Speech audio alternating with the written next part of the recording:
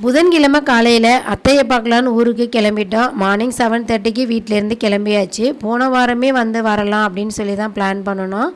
அப்பாவுக்கு உடம்பு சரியில்லாமல் போனதுனால வர முடியலை.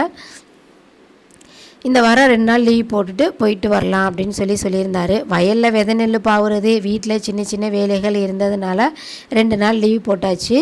லாஸ்ட்டாக நானும் சன்வியும் மே மாதம் திருவிழாவுக்கு வந்தது. அதுக்கப்புறம் அத்தையை பார்த்து ரொம்ப நாளாச்சே அப்படின்னு சொல்லிட்டு நாங்களும் கூடவே கிளம்பி வந்துட்டோம்.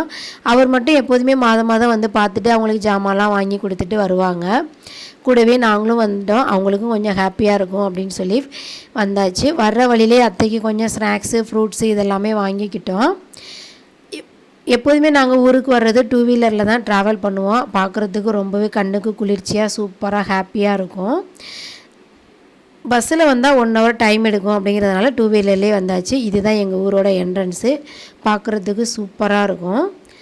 எங்கள் ஊரில் சின்ன வெங்காயம் விளைச்சலுமே ரொம்பவே எப்போதுமே நல்லாயிருக்கும். வர்ற வழியில் வெங்காயம், சின்ன வெங்காயம் பற்றெல்லாம் கட்டியிருந்தாங்க. பார்க்குறதுக்கு நல்லா அழகாக இருந்துச்சு. எங்கள் ஊரில் அடுத்தடுத்து வர்ற வீடியோஸ்லாம் பார்க்கணுன்னு நினச்சிங்கன்னா சேனலை சப்ஸ்கிரைப் பண்ணிக்கோங்க. இதுதான் எங்களோட வீடு.